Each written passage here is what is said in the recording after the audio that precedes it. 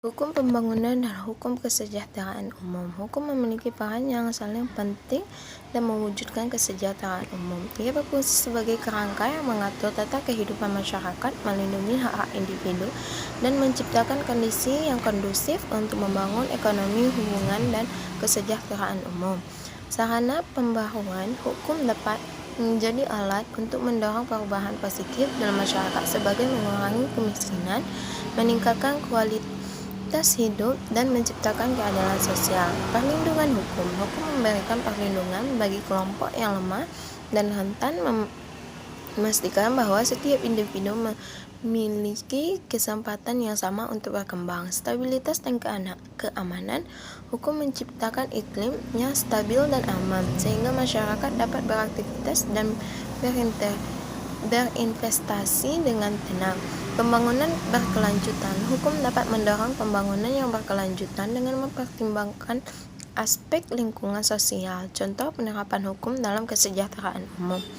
Undang-undang Ketenagakerjaan melindungi hak-hak pekerja seperti upah minimum, jaminan sosial, dan keselamatan kerja. Undang-undang Perlindungan Konsumen melindungi konsumen dan dari praktik bisnis yang tidak adil, menjamin kualitas produk.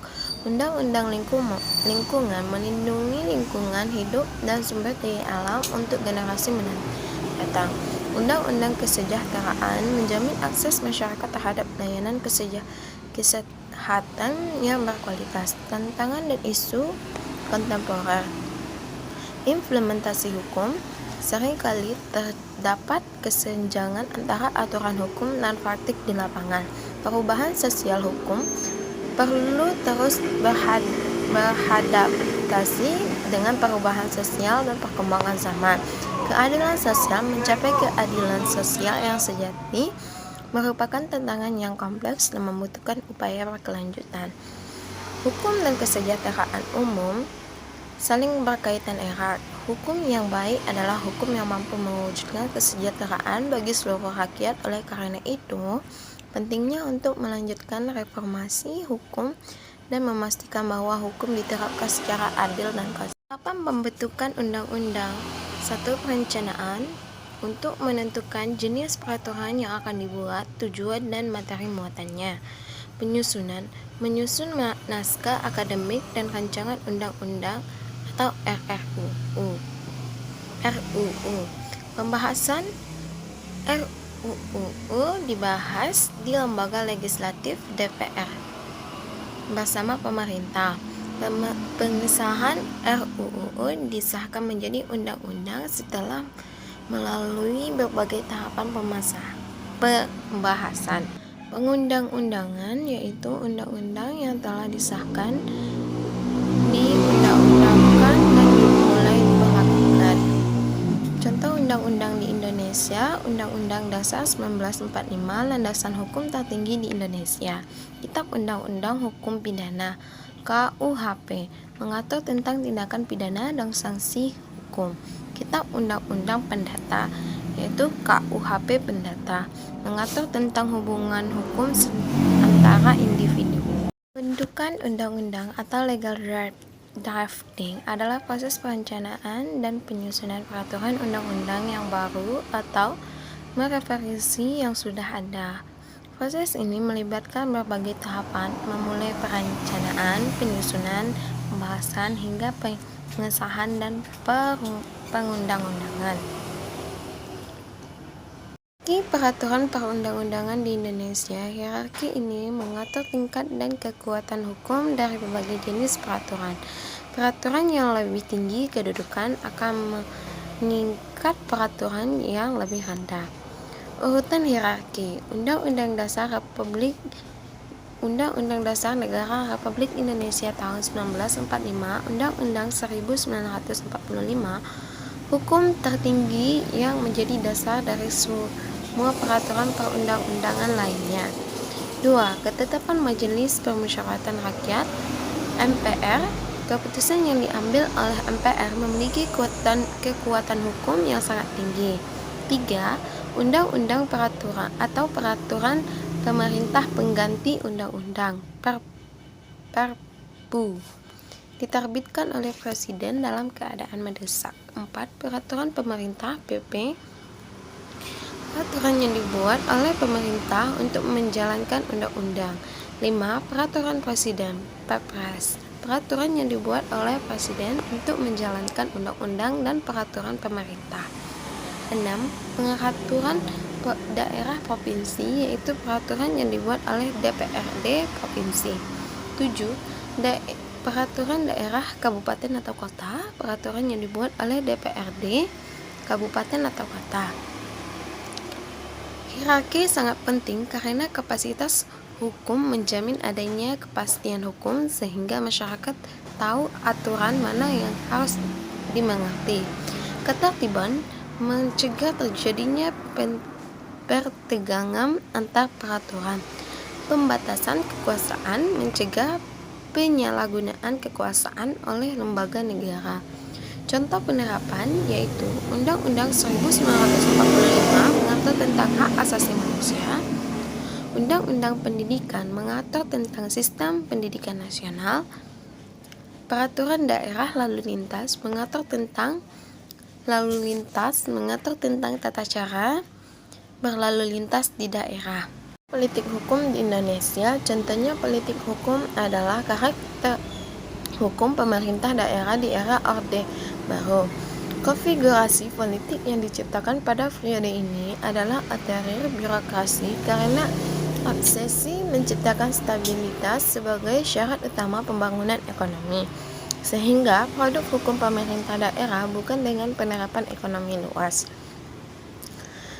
Bukan dengan penerapan ekonomi seluas-luasnya. Daerah tidak diberikan hak otonomi, melainkan kewajiban untuk ikuti melancarkan pembangunan yang direncanakan oleh pemerintahan pusat. Adapun politik hukum agraria di era Orde Baru tidak lagi berkutapan pada pembentukan UU PA, melainkan penerapan UU PA misalnya pada Orde Baru berorientasi pada pembangunan nasional sehingga tuntutan atas tanah dan intensitas pengambilan tanah dari masyarakat, peningkatan pesat hingga pemerintahan membentuk Inspers 9/1975 yang didasarkan pada Undang-Undang Pencakupan Hak atas Tanah menurut pendapat Mahfud MD. Materi Inpres 1973 seharusnya merupakan materi undang-undang karena menyangkut hak rakyat, namun justru dituangkan dalam ruang lingkup politik hukum. Menurut Mahfud MD, mencakup atau ruang lingkup politik hukum adalah kebijakan negara tentang hukum yang akan diberlakukan atau tidak diberlakukan dalam rangka mencapai tujuan negara, latar belakang politik, ekonomi, sosial, budaya, dan lahirnya produk hukum, dan penegakan hukum dalam kenyataan lapangan. Selanjutnya, menurut Sabtijo Raharjo, aspek politik hukum sebagai bahan studi meliputi tujuan yang akan dicapai dengan sistem hukum yang ada, cara-cara yang dipilih untuk menentukan mana yang paling baik untuk mencapai tujuan, misalnya pilihan desentralisasi atau sentralisasi, kapan suatu peraturan atau hukum perlu diubah, dan melalui cara apapun perubahan tersebut sebaik dilakukan. Dapat suatu pola yang mapan dirumuskan untuk memilih tujuan serta cara-cara untuk mencapai tujuan tersebut. Sedangkan menurut Abdul Hakim Garuda Nusantara, politik hukum sebagai legal politik atau kebijakan hukum yang hendak diterapkan secara nasional oleh suatu pemerintahan negara meliputi pelaksanaan ketentuan hukum yang telah ada secara konsisten, pembangunan hukum yang berinterik, pembaruan atas hukum yang telah ada dan pembuatan hukum baru, penegasan fungsi lembaga penegak hukum, serta pembina para anggota dan peningkatan kesadaran hukum masyarakat menurut persepsi elit mengambil kebijakan. Menurut Fatmawah Jono, mengartikan politik hukum adalah kebijakan dasar yang menentukan arah, bentuk, dan isi hukum yang akan dibentuk. Menurut Sabtijo Raharjo, Dalam buku ilmu hukum mendefinisikan politik hukum adalah aktivitas untuk memilih tujuan sosial tertentu. Politik adalah bidang yang berhubungan dengan tujuan masyarakat. Politik hukum adalah kebijakan yang berkaitan dengan hukum yang mencakup pembentukan, penerapan, dan penegakan hukum. Politik hukum bertujuan untuk mencapai tujuan negara seperti yang tercantum dalam pembukaan Undang-Undang NRI 1945 alinea 4. Politik hukum berasal dari istilah Belanda Rechtspolitiek yang berarti politisi atau kebijakan. Politik hukum bersifat lokal dan partikular. Artinya hanya berlaku untuk negara tertentu saja, bukan universal. Politik hukum dan hukum saling mempengaruhi satu sama lain. Dalam konteks ini, hukum merupakan kedominan atas politik dan kegiatan politik harus tunduk pada aturan-aturan hukum. Menurut Mahfud MD, politik hukum adalah legal politisi atau garis kebijakan resmi tentang hukum yang akan diberlakukan baik untuk pembuatan hukum baru yang akan diberlakukan baik dengan pembuatan hukum baru maupun dengan penggantian hukum lama dalam kerangka mencapai tujuan negara.